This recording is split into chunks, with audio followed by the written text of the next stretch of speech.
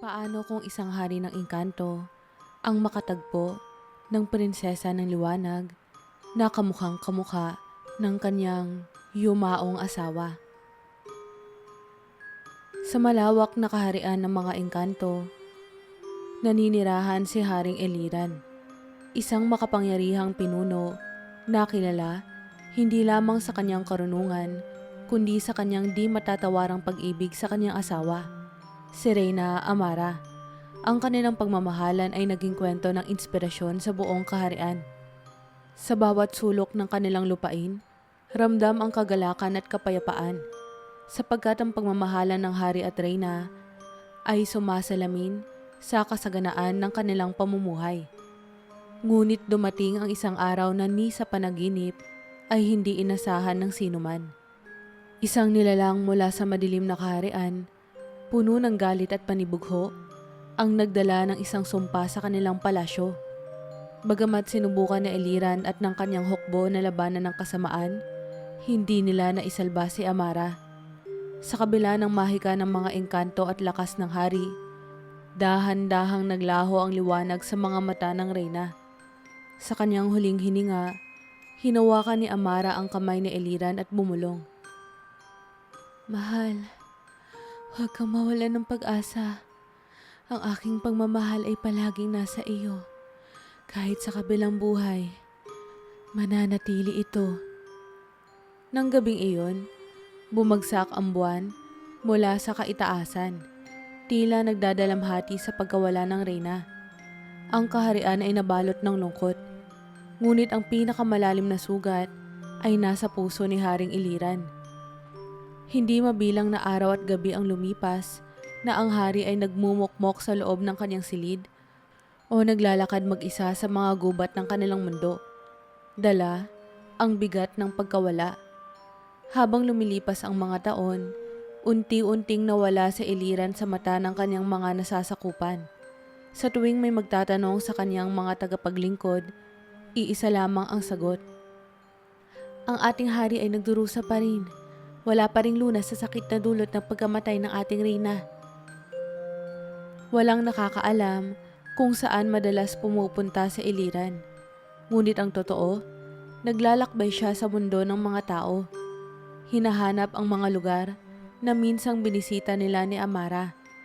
Isa sa mga paborito nilang lugar ay isang dalampasigan, isang tahimik na sulok ng mundo, kung saan sabay nilang pinanood ang paglubog ng araw habang pinapangarap ang walang hanggang pagmamahalan. Sa dalampasigang ito, muling bumalik si Haring Iliran, ilang dekada mula nung pumanaw si Amara. Sa ilalim ng liwanag ng araw, nakatayo siya ng nag-iisa, nakatanaw sa dagat na tila humahaplos sa kanyang sugatang damdamin. Muling bumalik sa kanyang alaala ang bawat ngiti, bawat halakhak at bawat yakap ng kanyang pinakamamahal. Ngunit sa gitna ng katahimikan ng kanyang pagninilay, isang tinig ang gumising sa kanya. "Napakaganda ng dagat, hindi ba?" Napalingon siya. Nakita niya ang isang babae. Tila tumigil sa pagtibok ang kanyang puso. Ang babae ay halos kamukhang kamukha ni Amara. Ang kanyang mga mata ay may kakaibang ningning. Animoy may sinasabi sa kanya na hindi niya maipaliwanag. Sa saglit na iyon, isang damdamin ang bumalot kay Iliran. Pagkagulat, pagkalito, at pag-asa. Sino ang babaeng ito? Bakit siya naririto? At higit sa lahat, ano ang kanyang koneksyon sa pagmamahal na matagal nang nawala? Ang mga alon ng dagat ay patuloy na humahalik sa dalampasigan, habang si Haring Iliran ay nakatayo sa harap ng misteryosong babae. Ang kanyang puso ay bumilis, hindi dahil sa takot, kundi dahil sa hindi maipaliwanag na koneksyon. Sa maraming taon ng kanyang paglalakbay sa mundo ng mga tao, ngayon lamang siya nakatagpo ng isang nilalang na tila nagtataglay ng anyo at presensya ng yumaong reyna. "Paumanhin," sabi ng babae, bahagyang nag-aalinlangan, ngunit May maamong ngiti sa kanyang mga labi. Nagulat yata kita. Hindi ko gustong abalahin ka. Napansin ko lang kasi na tila napakalalim ng iniisip mo habang nakatanaw ka sa dagat. Saglit na hindi nakapagsalita si Iliran. Parang may nag-uudyok sa kanyang sagutin ng babae, ngunit nag-aalangan siyang magsalita. Sa wakas, binigkas niya ang kanyang mga salita ng dahan-dahan. Animoy, may halong pananabik at kaba. Hindi mo ako inabala. Ako si Iliran, isang manlalakbay. Ngumiti ang babae, at ang kanyang ngiti ay nagpabalik ng alaala ng reyna sa isipan ng hari. Ako naman si Althea. Mahilig akong pumunta rito kapag gusto kong mapag-isa. Pero mukhang tila may kasama na ako ngayon. Sabi niya habang bahagyang tumawa. Hindi napigilan ni Iliran na mapatitig sa kanya. Ang kanyang boses, ang kanyang kilos, tila lahat ay salamin ng kanyang yumaong asawa. Ngunit ang pinakamalalim niyang iniisip ay ang mga mata ni Althea. May kakaibang kinang ito. Isang liwanag na hindi karaniwan para sa mga tao. Pakiramdam niya ay may lihim itong itinatago. Ngunit hindi niya magawang magtanong ng direkta. Nagpatuloy ang kanilang pag-uusap. Si Althea ay mabagal magsalita. Parang bawat salita ay pinag-iisipan. Naitanong niya kay Iliran, "Hindi ka ba taga rito? Para kang hindi sanay sa dagat na to." Saglit na nag-isip si Iliran bago sumagot. "Hindi ako taga rito. Isa akong manlalakbay na mahilig hanapin ang mga lugar na may halaga sa akin." Hindi niya kayang aminin ang kanyang tunay na pagkatao. Kahit na may tiwala siyang hindi pangkaraniwan si Althea, hindi pa rin siyang handa na ipahayag ang lahat.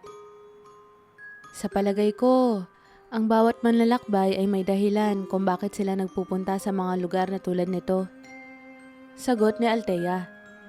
Minsan, hindi natin hinahanap ang mga sagot, pero hinahayaan natin na sila ang makahanap sa atin. Nagpatuloy ang kanilang pag-uusap hanggang sa magsimulang lumubog ang araw. Sa gitna ng malambot na liwanag ng dapit hapon, napansin ni Iliran ang kakaibang aura na bumalot kay Althea. Parang may sinasabi ang hangin sa paligid ng babae, at ang mga aninong gumagalaw ay sumasayaw kasabay ng kanyang mga hakbang. Sa loob ng kanyang isipan, hindi maiwasan ni Iliran na magtanong. Sino si Althea? Bakit tila parang si Emara ito, ngunit tila higit pa sa kung ano ang nakikita ng mga mata? Bago sila maghiwalay ng gabing iyon, ngumiti si Althea at sinabing, "Mukhang palagi kang narito tuwing dapit hapon. Sana makita tayo ulit." At bago makasagot si Iliran, lumakad ang babae. Unti-unting naglaho sa kanyang paningin habang binabalot ng dilim ang dalampasigan. Naiwang nag-iisa si Iliran sa ilalim ng kumikislap na mga bituin. Ang kanyang puso ay napuno ng mas maraming tanong kaysa sagot. Sa unang pagkakataon, matapos ang maraming dekada, naramdaman niya ang bahagyang sigla na matagal nang nawala. Ngunit kasabay nito, ang takot. Takot na baka ang babaeng ito ay isa lamang panaginip na maaaring mawala anumang sandali. Mula nang magtagpo sila Althea, muling naging madalas ang pagpunta ni Haring Iliran sa dalampasigan. Hindi maipaliwanag ng hari kung bakit tila hinihila siya ng mahiwagang presensya ng babae. Tuwing dapit hapon, doon sila nagkikita. Nag-uusap tungkol sa mga simpleng bagay, mga alon, mga bituin, mga kwento ng mundo ng mga tao. Ngunit habang nagiging mas malapit sila, lalong nararamdaman ni Iliran na may kakaiba kay Althea. Sa bawat pagkakataong magkasama sila, napapansin ni Iliran ang mga bagay na hindi niya maipaliwanag. Isang gabi, habang naglalakad sila sa dalampasigan, biglang sumiklab ang langit sa ganda ng mga bituin. Lumingon si Althea, at sa sandaling iyon, Parang may liwanag na nagmula sa kanyang mga mata na parang sinasalamin ang kalangitan mismo. Hindi napigilan ni Iliran ang sarili. Althea, tanong niya. Sino ka ba talaga? Nagulat ang babae, ngunit hindi nagpakita ng takot. Tumigil siya sa paglalakad at tumingin ng diretso kay Iliran. Isa lamang akong ordinaryong babae, sagot niya, ngunit may alinlangan sa kanyang tinig. Nagkataon lamang na madalas akong magpunta sa dalampasigang ito. Hindi naniwala si Iliran. Sa maraming siglo ng kanyang buhay bilang engkanto, natutunan na niyang damhin ang presensya ng mahiwagang nilalang. Alam niyang hindi isang karaniwang tao si Althea, ngunit pinili niyang wag nang magtanong pa. Ayaw niyang sirain ang tahimik na koneksyon nila. Isang araw, biglang nawala si Althea. Naghintay si Iliran sa dalampasigan sa bawat dapit hapon. Ngunit hindi ito nagpakita. Napuno siya ng takot na baka tuluyan ng maglaho ang babaeng nagbigay liwanag muli sa kanyang madilim na mundo. Upang maibsan ang kanyang pagkabahala, sinubukan niyang alalahanin ang lahat ng kanilang mga pag-uusap. May sinabi ba si Althea na maaaring magbigay ng sagot kung saan siya naroroon? Habang naglalakad siya sa dalampasigan, napansin niyang may naiwan sa buhangin. Isang pulseras na yari sa pilak na may maliliit na kristal na kumikislap sa ilalim ng buwan. Agad niyang napagtanto na ito ay kay Althea. Nang damhin niya ang pulseras, naramdaman niya ang kakaibang enerhiya mula rito. Ito ay hindi bagay ng mga tao. Ang pulseras ay naglalaman ng mahikang pamilyar kay Iliran. Isang uri ng enerhiyang mula sa kanilang mundo ng mga engkanto. Biglang sumagi sa kanyang isipan. Si Althea, kabilang ba siya sa akin? Isa ba siyang engkanto na tulad ko? Kinabukasan, bumalik si Althea, ngunit tila balisa. Nang makita siya ni Iliran, hindi niya napigilang tanungin. Saan ka nagpunta? Nag-alala ako sa iyo. Ngunit si Althea ay umiwas sa tanong. Ngumiti na lamang at sinabing, may mga bagay na kailangan lang akong asikasuhin. Paumanhin kong nawala ako ng biglaan. Bagamat hindi nasagot ang kanyang tanong, pinili ni Iliran na wag nang pilitin si Althea. Sa halip, iniabot niya ang pulseras na nahanap niya sa dalampasigan. Nang makita ito ni Althea, saglit siyang natigilan. Parang may takot sa kanyang mga mata. Ngunit agad niya itong pinigilan at ngumiti. Salamat, mahina niyang sinabi. Ngunit sa kanyang puso, alam ni Iliran na may itinatago si Althea. Isang lihim na maaaring magbago ng lahat ng kanyang pagkakaintindi sa babae. Habang tumatagal ang kanilang pagkakaibigan, lalo pang nagiging malalim ang damdamin ni Iliran para kay Althea. Sa kabila ng mga tanong at alinlangan, natutunan niyang ipikit ang kanyang mga mata sa mga misteryo nito. Ngunit isang gabi, habang magkasama sila sa ilalim ng liwanag ng buwan, napansin ni Iliran ang aninong gumagalaw sa paligid ni Althea. Mga liwanag na tila mga alaala ng isang nakaraang hindi niya maunawaan.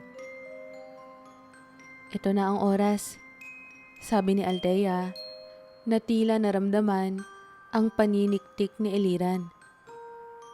May mga bagay na kailangan mong malaman tungkol sa akin. Ngunit, handa ka bang marinig ang katotohanan? Sa saglit na iyon, naramdaman ni Iliran ang parehong takot at pananabik. Ang sagot ni Althea ay maaaring magdala ng kaliwanagan o lalong magpapalalim ng misteryo. Ngunit handa siyang harapin ang anumang isisiwalat nito. Sabihin mo, sagot niya. Gusto kong malaman ang katotohanan.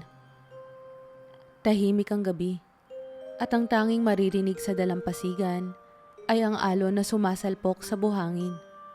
Nakatayo si Althea, ang mahaba niyang buhok ay sumasayaw sa hangin, habang si Haring Iliran ay nakamasid, naghihintay sa kanyang mga salita. Ang mga bituin sa langit ay tila mas maliwanag kesa karaniwan.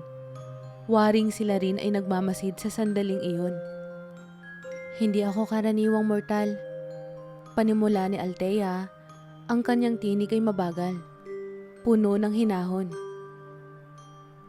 Ako si Althea, prinsesa ng liwanag.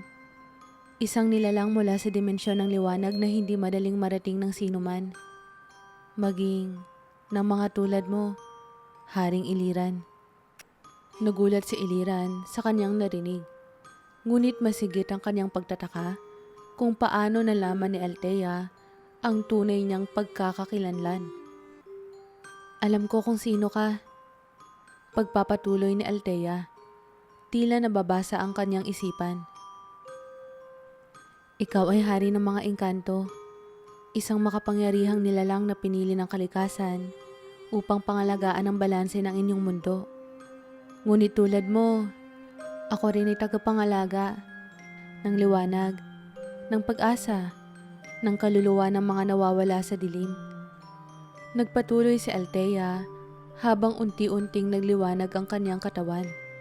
Animoy sinisilayan ng araw kahit gabi. Ang aming dimensyon ay konektado sa inyong mundo, ngunit hindi kami basta-basta nakikialam. Ako lamang ang pinahihintulutang tumawid sa pagitan ng mga mundo upang tuparin ang aking tungkulin, ang magbigay liwanag sa mga pusong nawala ng pag-asa. Napalunok si Iliran, ngunit hindi siya nakapagsalita. Ang kanyang isipan ay puno ng tanong, ngunit higit sa lahat ay ang takot na baka isa lamang tungkulin para kay Althea ang kanilang pagkikita. Bakit ka narito? Tanong niya sa wakas. Ang kanyang tinig ay may halong pagdududa at pag-aasam. Bakit mo ako nilapitan? Ako ba ay bahagi lamang ng iyong misyon? Tumitig si Althea sa kanya. At sa unang pagkakataon, nakita ni Iliran ang lungkot sa kanyang mga mata. Nakita kita mula sa aming mundo, Haring Iliran. Sagot ni Althea. Napakalalim ng iyong pagdadalamhati. Ang iyong sakit ay parang isang bitak sa pagitan ng mga dimensyon. Pinadala ako dito upang tulungan kang hanapin ang liwanag na nawala sa iyong puso. Pero hindi ako si Amara. Hindi ko maaaring palitan ang pagmamahal na nararamdaman mo para sa kanya. Hindi ko rin naisubukang gawin yon. Nanahimik si Iliran. Ang kanyang dibdib ay tila pinipiga ng magkasabay na lungkot at pagkalito. Alam niya mula pa sa simula na si Althea ay hindi si Amara. Ngunit sa kabila nito, ang damdamin niya para sa prinsesa ay patuloy na lumalago. Parang bulaklak na bumubukadkad kahit sa madilim na gabi. Hindi mo kailangang maging siya. Mahina niyang sagot.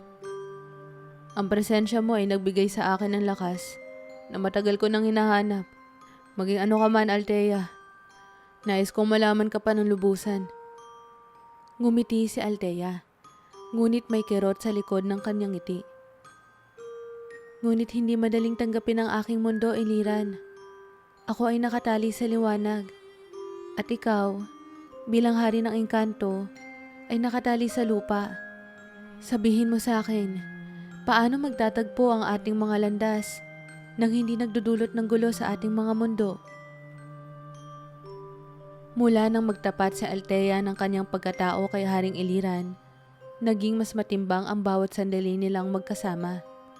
Alam nilang pareho na ang kanilang mga mundo ay hindi likas na nagkakaugnay. Si Iliran ay nakatali sa lupa, habang si Althea ay kabilang sa liwanag na nagbibigay buhay sa lahat ng bagay. Ngunit sa kabila ng mga hadlang, patuloy silang nagkikita. Waring sinusubukan ng kanilang mga puso na gawing posible ang imposibleng pagmamahalan. Sa bawat araw na lumilipas, mas lalong nararamdaman ni Althea ang init at tibok ng kanyang puso. Ang kanyang misyon ay unti-unting nawawala sa kanyang isipan. At ang nararamdaman niya para kay Iliran ang unti-unting pumupuno sa kanyang pagkatao. Ngunit alam niya na hindi ito madali. Bilang prinsesa ng liwanag, ang kanyang tungkulin ay hindi lamang mahalaga, kundi nakatali sa mismong balanse ng kanyang dimensyon. Ang bawat liwanag na ibinibigay niya ay nagiging gabay para sa mga nawawala. At ang kanyang presensya ay bahagi ng kanilang kapayapaan. Ngunit sa kabila ng lahat ng ito, isang bagay ang naging malinaw kay Althea. Mahal niya si Iliran. Mahal niya ito nang higit sa kanyang tungkulin. Higit sa kanyang kapalaran. At dahil dito, nagdesisyon siya. Iiwan niya ang kanyang responsibilidad bilang prinsesa ng liwanag upang manatili sa piling ng hari ng mga engkanto. Isang gabi, habang si Iliran ay naghihintay kay Althea sa dalampasigan, biglang sumulpot ang dalaga mula sa kakahuyan. Tulad ng nakasanayan. Ngunit sa sandaling makita siya ni Iliran, isang bagay ang agad niyang napansin. Ang dati nangingibabaw na liwanag sa paligid ni Althea ay nawala na. Wala na ang kinang sa kanyang mga mata na nagbigay ng hiwaga sa kanyang presensya. Ngayon, siya ay tila isang ordinaryong babae. "Althea," tanong ni Iliran. Ang boses niya ay puno ng pagtataka. "Ano ang nangyari? Bakit parang nawala ang liwanag mo?" Ngumiti si Althea, ngunit ang kanyang ngiti ay may bahid ng kaba. "Hindi na mahalaga yon," sagot niya. "Ang mahalaga ay nandito ako. Kasama ka." Hindi iyon sapat para kay Iliran. Hinawakan niya ang kamay ni Althea. Waring sinusuri kung ano ang nagbago. "Sabihin mo sa akin ang totoo. Ano ang ginawa mo, Althea?" Napabuntong hininga ang dalaga at tumingin sa dagat. Tila nag-iisip kung paano ipapaliwanag ang kanyang desisyon. "Iniwan ko ang liwanag." Pag-amin niya sa wakas. "Pinili kong iwan ang aking tungkulin bilang prinsesa ng liwanag upang makasama ka. Hindi ko kayang panatilihin ang balanse ng aking mundo habang ang puso ko ay nasa iyo. Kaya pinili kong sundin ang puso ko." Nanatiling tahimik si Iliran. Hindi niya inaasahan ang ganitong sakripisyo mula kay Althea. Sa isang bahagi ng kanyang puso, labis siyang natuwa. Narito si Althea, at mas totoo ito kesa anumang mahika o liwanag na nakita niya. Ngunit sa kabila nito, naramdaman din niya ang bigat ng kanyang ginawa. "Althea," mahina niyang sabi. "Hindi ko hiniling sa iyo na iwan ang lahat para sa akin." Ngumiti si Althea at hinawakan ang kanyang mukha. "Hindi mo kailangang humiling. Ginawa ko to dahil mahal kita at hindi ko pagsisisihan ang desisyong to." Sa gabing iyon, niyakap ni Iliran si Althea ng mahigpit. Sa kabila ng kanilang saya, hindi niya maiwasang maramdaman ang isang takot na hindi niya maipaliwanag. Ang pagkawala ni Althea sa mundo ng liwanag ay maaaring magdala ng mga komplikasyon. Hindi lamang para sa kanya, kundi para sa kanilang dalawa. Ngunit sa kabila ng lahat ng ito, naroon ang isang pangako sa kanyang puso. Ano man ang mangyari, poprotektahan niya si Althea at ang kanilang pagmamahalan. Matapos ang maraming buwan ng pananatili ni Althea sa mundo ng mga tao, napagpasyahan ni Haring Iliran na oras na upang bumalik sa kanyang kaharian. Alam niyang hindi magiging madali ang pagtanggap ng mga engkantado kay Althea, lalo na kamukha niya ang yumaong Reyna Amara. Ngunit naniniwala si Iliran na ang kanyang mga nasasakupan ay may kakayahang makita ang kabutihan at pagmamahal sa puso ni Althea, tulad ng nakita niya. Isang hapon, habang papalapit sila sa hangganan ng kaharian, bumungad sa kanila ang tanawin ng malalaking puno at makikinang na halaman na nagbibigay liwanag sa buong lupain. Si Althea ay napatigil sa paglalakad. Napanganga sa ganda ng paligid. "Ito ang iyong kaharian?" Tanong niya. Ang tinig niya ay may halong pagkamangha at pag-aalala. "Napakaganda." Ngumiti si Iliran at hinawakan ang kanyang kamay. "Oo, ito ang tahanan ko. At ngayon, magiging tahanan mo rin to."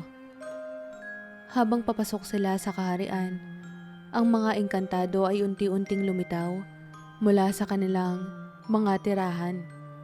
Nagulat sa pagbabalik ng hari. Ngunit higit na ikinagulat nila ang kasama nito.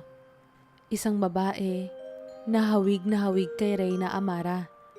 Ang pagkakakilanlan ni Althea ay mabilis na kumalat at ang dating katahimikan ng kaharian ay napalitan ng bulong-bulungan at tanong. "Siya ba si Reyna Amara?" Tanong ng isa. "Pumalik ba ang ating Reyna mula sa kabilang buhay?" Sabi ng iba pa.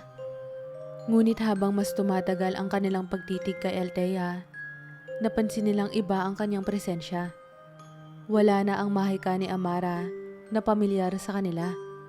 Ngunit ang halimuyak ng liwanag na dala ni Althea ay hindi maikakaila. Ang kanyang simpleng ngiti at ang maamong mukha ay tila nagdala ng kapayapaan sa kanilang puso. Sa bulwagan ng palasyo, tumayo si Iliran kasama si Althea sa harap ng kanyang mga nasasakupan. Tumahimik ang lahat habang nagsimula siyang magsalita. "Mga mahal kong engkantado, alam ko ang kanyang mukha ay nagdadala ng mga alaala ng ating mahal na Reyna Amara. Ngunit nais kong ipahayag sa inyong lahat, si Althea ay hindi si Amara. Siya ay isang nilalang mula sa mundo ng liwanag na pinili akong samahan sa kabila ng lahat ng hadlang. Hindi ko iningi na iwan niya ang kanyang mundo, ngunit ginawa niya ito para sa akin." Nagpatuloy siya. Ang boses niya ay puno ng damdamin. "Matagal akong nabuhay sa lungkot at pagdadalamhati. Ngunit dumating si Althea at sa kanyang presensya, muling nagising ang bahagi ng aking puso na matagal nang nawalan ng sigla. Hinihiling ko sa inyo na tanggapin siya. Hindi bilang kapalit ng ating Reyna, ngunit bilang aking kasama sa panibagong yugto ng aking buhay at ng ating kaharian." Tumayo si Althea. Pinilit ang sarili na magsalita sa kabila ng kaba. "Hindi ko nais na humalili kay Amara," sabi niya. Ang kanyang boses ay puno ng katapatan. "Ang layunin ko ay mahalin si Iliran at paglingkuran ng kahariang ito. Umaasa akong mapapatawad niyo ako kung ang aking presensya ay nagdadala ng sakit mula sa nakaraan. Ngunit nais kong malaman niyo na ang puso ko ay para sa inyong hari at para na rin sa inyong lahat." Sa unti-unting paglipas ng mga araw, natutunan ng mga engkantado na mahalin si Althea bilang siya. Ang kanyang kabutihan, pagiging mapagpakumbaba, at ang kislap ng liwanag na likas sa kanyang pagkatao ay nagbigay ng panibagong pag-asa sa kaharian. Naging bahagi siya ng kanilang mundo, hindi bilang anino ng nakaraan, kundi bilang isang sinag ng liwanag na nagdala ng bagong simula. Sa bawat sulok ng kaharian, muling bumalik ang sigla at kasiyahan. Ang mga puno ng alaala ay muling namulaklak, at ang mga engkantado ay muling nakaramdam ng inspirasyon mula sa kanilang hari at sa bagong reyna ng kanilang puso. Sa ilalim ng puno ng alaala, magkatabing nakaupo sina Iliran at Althea, nakatanaw sa malawak na lupain ng kaharian. "Hindi ko alam kung paano kita naging karapat-dapat," sabi ni Iliran habang hawak ang kamay ni Althea. Ngumiti si Althea at sumandal sa balikat niya. "Ang pag-ibig ay hindi tungkol sa pagiging karapat-dapat. Ito ay tungkol sa pagtanggap at pagbibigay ng sarili ng buo." Habang pinagmamasdan nila ang paglubog ng araw, ang kaharian ay muling nagliwanag. Hindi mula sa mahika ng engkanto, kundi mula sa liwanag ng pagmamahal na muling natagpuan ni Haring Iliran. At sa puso ng lahat ng engkantado, Alam nila na ang kanilang hari at ang bagong reyna ay tunay na simbolo ng pag-asa at ng panibagong simula.